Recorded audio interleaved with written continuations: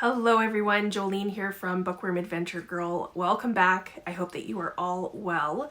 This is where I talk about the books that I'm reading and that I would like to read. I really like reading diverse books and I highlight Canadian literature. If you are new, thank you so much for checking out my channel. Please hit subscribe and stick around.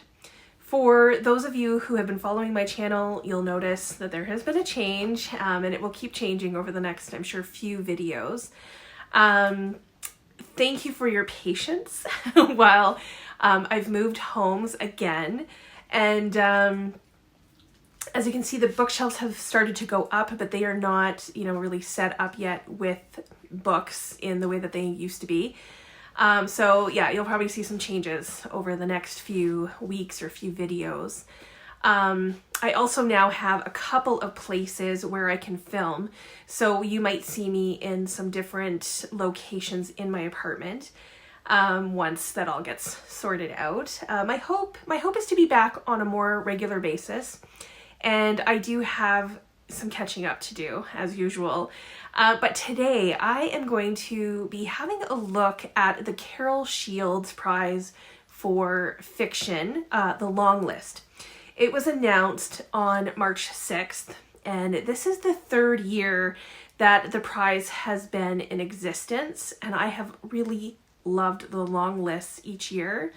I know that the Women's Prize was also just announced, but I want to follow this one a little more closely, especially this year. This is Jack's. This is the largest prize for women and non-binary writers from the US and Canada. It awards the winner $150,000 US. And then the four finalists receive $12,500 US. So it's a significant prize. There are 5 Canadian authors on the list that I want to highlight. Then I have 5 more books that are on my radar that I want to read. And then there's the final 5 books that are the books that I'm going to say are newer to me, that I might read. So for Canadian authors, I'm going to begin with a book that I've actually already read. It's the only book I've read on the list.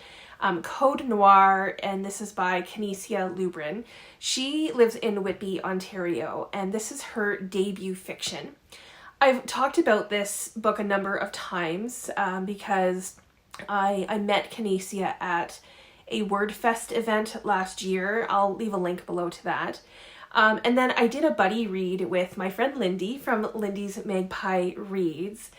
And this book takes the 59 decrees that were passed by King Louis XIV in 1685. And those decrees defined the conditions of slavery in the French colonial empire. And it links them to a fiction piece that they're either like historical fiction or dystopian, fantasy, there's some futuristic stuff.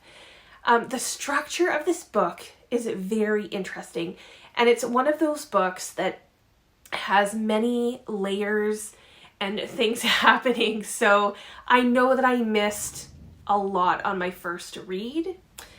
The next Canadian book has been on my radar for a while. It also has a beautiful cover. I love this cover. It's called Curiosities by Fleming, who is a writer from Victoria, British Columbia. So this novel's main character, who happens to also be named Anne is a historian, and it takes place in England in the 1600s. And Anne finds an obscure memoir about 2 children who are the only survivors of the plague. Sounds pretty interesting. Up next is a book in translation, Pale Shadows. This is by Dominique Fortier, and it's translated from the French by Rhonda Mullins. Dominique Fortier lives in Montreal, and sometimes, because she also lives in Maine.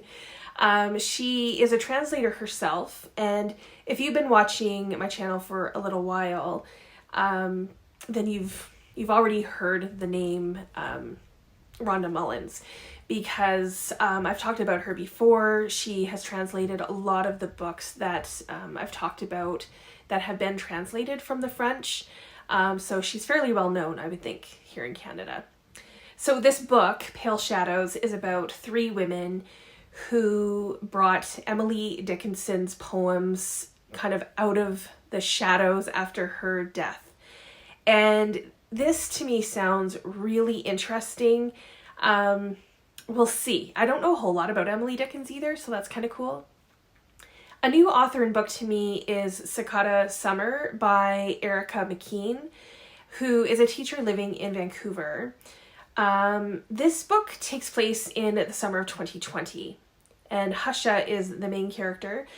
She is mourning the death of her mother while she's quarantining, because it was 2020, with her grandfather in a cabin in remote Ontario. So Husha's ex-lover shows up at this cabin, and there also seems to be a story within the story, or a book maybe within the book, because Husha finds a book in her mother's house, and the three characters begin reading it together. So the main theme, I think, in the book is grieving and grief. So I do tend to read about that. And then the last Canadian book is one that probably would never have been on my radar if it wasn't for this prize. And it's Naniki, and it's by Oonya Kempadoo. I hope I'm saying that correctly. Who is an author from Montreal. And this book might be a little too fantasy sci-fi for me. It involves the Caribbean Sea and shape-shifting sea beings. So I do like that it is honoring the indigenous roots of the Caribbean and its people. So there might be something here that, you know, I would appreciate about the story. We will see. Okay, so these next 5 books are American books that I want to read. They're already on my radar. And first up is a debut novel. It's The Hearing Test by Eliza Berry Callahan, who is from New York. And at first, this description kind of reminded me of the Canadian book The Listeners by Jordan Tannehill, because the main character has like a deep drone sound in her ear. But that might be where the similarities kind of end. So the main character in this book is in her 20s, and she is diagnosed with sudden deafness, but she doesn't know how this happened. And she keeps a record of her year as she becomes totally deaf while she's living alone in New York City. So I'm really hoping that this is going to be really good, and I think it's supposed to have some humor in it as well, and I really like that. So this next author is an author that I have another book by her on my TBR, so I might have to read that one first, but I also want to read this one, and this is Bear by Julia Phillips, who lives in Brooklyn. So this story is about a mother and her 2 daughters who live on the island off the coast of Washington. And they have big dreams for themselves. They want to leave the island, but no matter what they do, they can't seem to earn enough to live out this dream. And then one night, one of the sisters spots a bear, and the bear is swimming in the water, and the 2 sisters respond very differently to this bear. One is terrified, and the other is more enchanted by the bear. So I'm interested in seeing like where this story goes with this bear. Okay, the next book that I really want to read is River East, River West, and this is by Aube Lescure. I don't know if I'm saying that correctly. Who is a French-Chinese-American writer. This story takes place in 2 timelines. So in 2007 in Shanghai, and then in 1985 in Cundeo, and it has themes of cultural identity, race and class and unfulfilled dreams. I really, really want to read this book. So the next two books have had some hype and have been on other lists. First is All Fours by Miranda July, who is an author from Los Angeles. And the story is about a woman who plans to drive cross country from LA to New York. So I love that idea because I would do something like that. But she doesn't get 20 minutes away before her plans change, and she takes a very different journey than anticipated. So there are a few things, that really appeal to me about this story. One, it sounds like a strong female main character. I love that. And then two, I love road trips, as I said, and, just the journey of figuring out who you are. So I hope to like this one. I have heard some different things, but I'm hoping to like this one. And then next is Creation Lake, and this is by Rachel Kushner, which again, I don't think I would have known about this book if it hadn't made it onto a few lists. So this is described as a page turner, so I like that. This is about an American woman who is a secret agent, and she infiltrates an anarchist collective in France. So that on its own, probably wouldn't normally intrigue me. It wouldn't make me pick this up. And I've heard some mixed things about this book as well. So if I get to this, I will be interested to see, how I get along with it. We'll see how it goes. So these next books are newer to me, and I might read these ones. But first is a debut novel, and it's called Obligations to the Wounded by Mubanga Kalimamukwento. I hope I'm saying it correctly.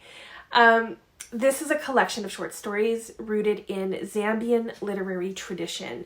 And I am interested in that, as I don't know much, if anything, about Zambia. So I think that I can really learn from this collection, and I am very interested in it.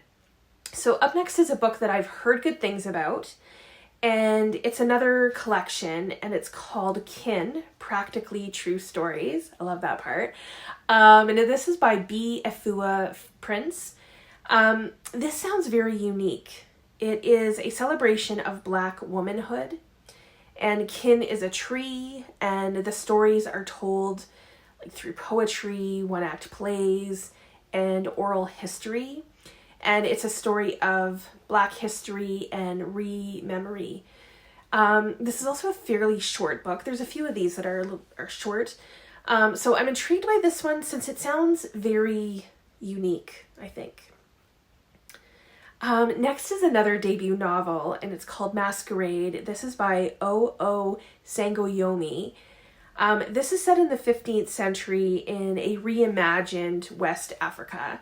And it's described as a lyrical tale, and it's about one woman's fight for freedom and self-discovery. So I haven't heard too much about this. It has a beautiful cover. If this is shortlisted though, I will definitely, give it a go. Let me know if you have read this and what your thoughts are. If you liked it or didn't like it, because it's the one that I've heard the least about, I think. So another new to me author with this next collection of stories, Everything Flirts, Philosophical Romances by Sharon Wahl.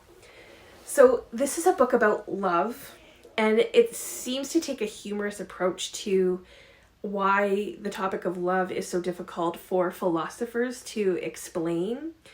And as someone who studied philosophy and enjoys philosophy, I think this might be an interesting one. And then last on the list, but certainly not least, is Liars by Sarah Manguso. Again, I don't think I've read anything else by this author. This is about Jane and John who fall in love. They get married, and then how their marriage starts to fall apart. So that could be pretty good too. I think that this list is overall a really good list. There are some books that I would like to read no matter what. And that, you know, we're already on my radar even without this list. I am hoping to read the entire short list, which will be revealed on April the 3rd. And then there are some of the books on the list that I will probably only read if they make the short list. But there are a lot of books that I'm really excited about with this one. I think that this is a great long list. So the winner is going to be announced on May the 1st. So I will be prioritizing the books on the short list in April to hopefully get that done. So please let me know if you have read any of the books already on the long list. Are there any that you are excited to read? Any that you're hoping to get your hands on? I look forward to chatting with you in the comments. As always, thank you so much for watching. I hope you enjoy the rest of your day, and don't forget to make every day an adventure.